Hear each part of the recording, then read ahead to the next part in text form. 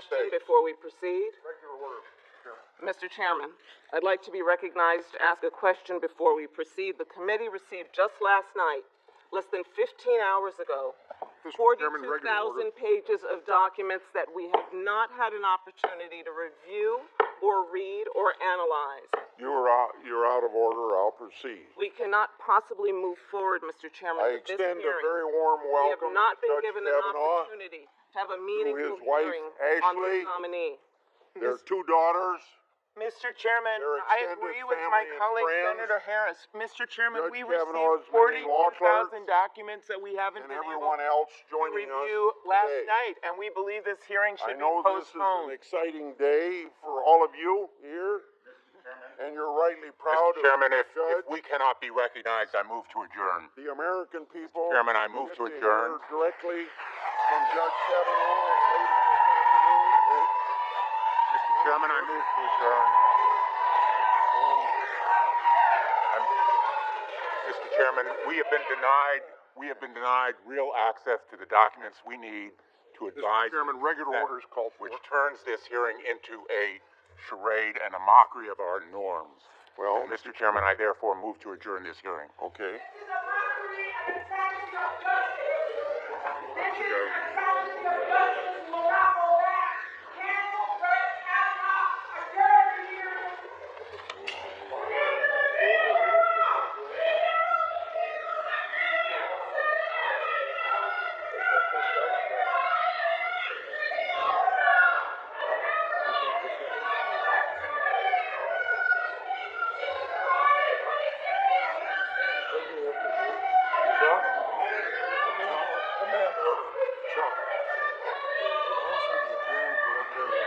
We're not in executive session.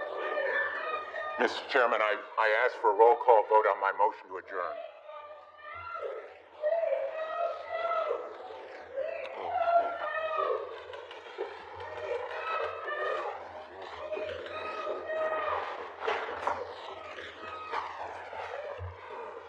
Okay.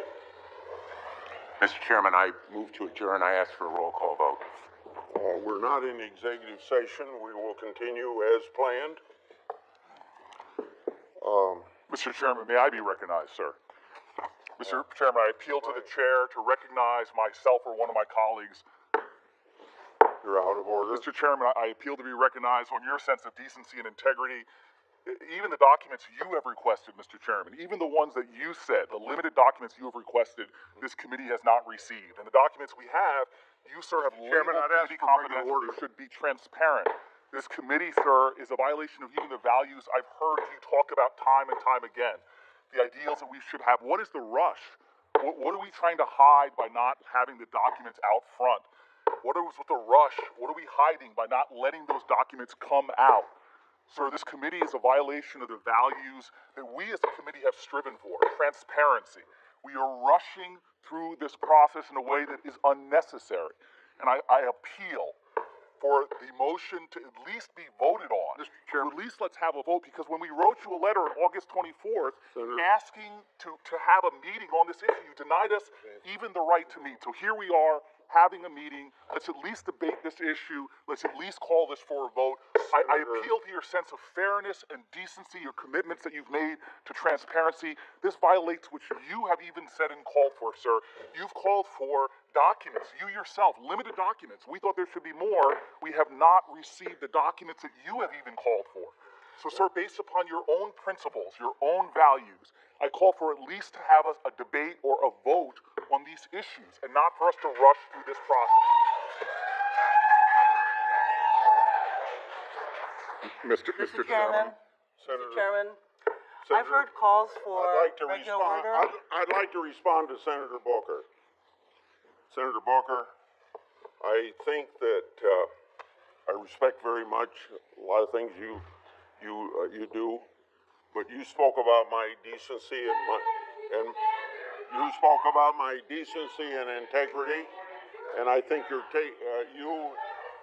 taking advantage of my decency and integrity. So.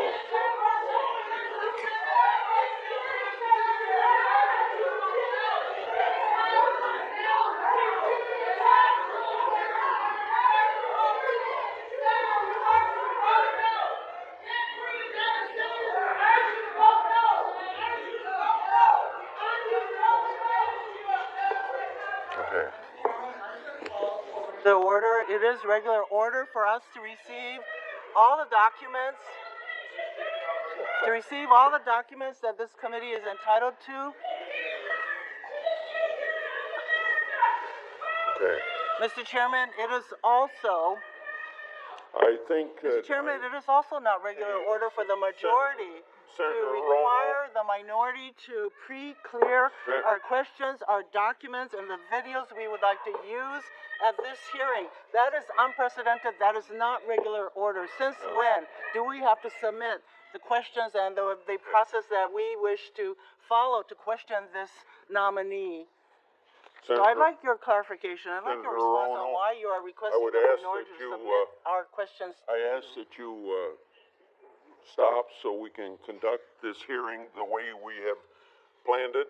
Maybe it isn't going exactly the way that the minority would like to have it go, but we have said for a long period of time that we were going to proceed on this very day, and I think we ought to give the American people the opportunity to hear whether Judge Kavanaugh should be on the Supreme Court or not. And you have heard my side of the aisle call for regular order, and I think we ought to proceed in regular order. There will be plenty of opportunities to respond to the questions that the minority is legitimately raising, and we will proceed accordingly.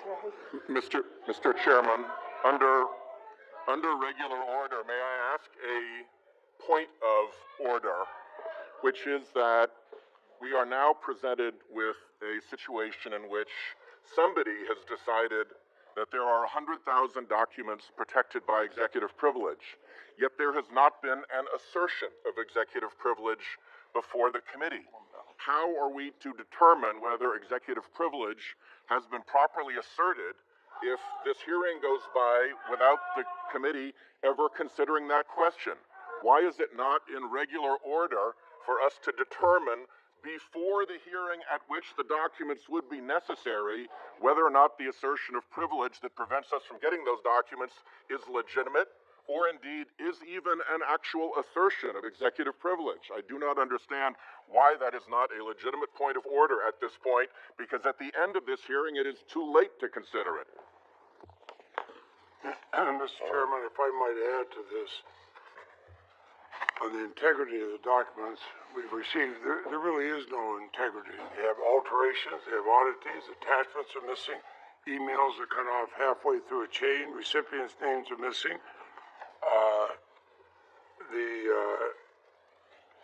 Many are of interest to this committee, but it's cut off. The National Archives hasn't had a chance to get us all that we want, even though you sit on your website. The National Archives would act as a check against any political interference. But I check after the hearing's over is no check.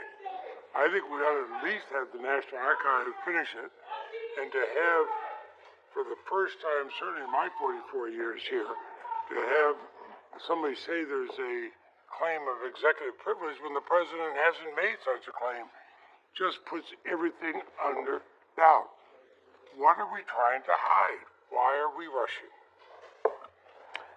I can answer all the questions that have been raised, but I think if I answer those questions, it's going to fit into the effort of the minority to continue to obstruct, and I don't think that that's fair to our judge. It's not fair to our constitutional process. But let me respond to those now, and then maybe we can proceed. My colleagues on the other side are accusing the administration of using executive privilege to hide documents from the committee. I want to say why they're wrong. Unlike President Obama's assertion of executive privilege during Fast and Furious is one example, this assertion is not legitimate. Judge Kavanaugh was a senior lawyer in the White House.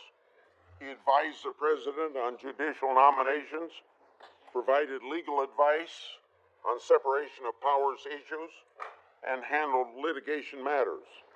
as the Supreme Court has put it, quote, unless the president can give his advisors some assurance of confidentiality, a president could not expect to receive the full and frank submissions of facts and opinions upon which the effective discharge of his duties depends, end of quote.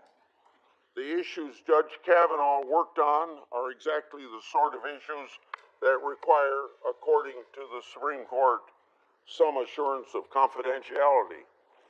We in the Senate and everyone else in America expect exactly the same sort of confidentiality. Most senators would not agree to turn over their staff's communication to anyone.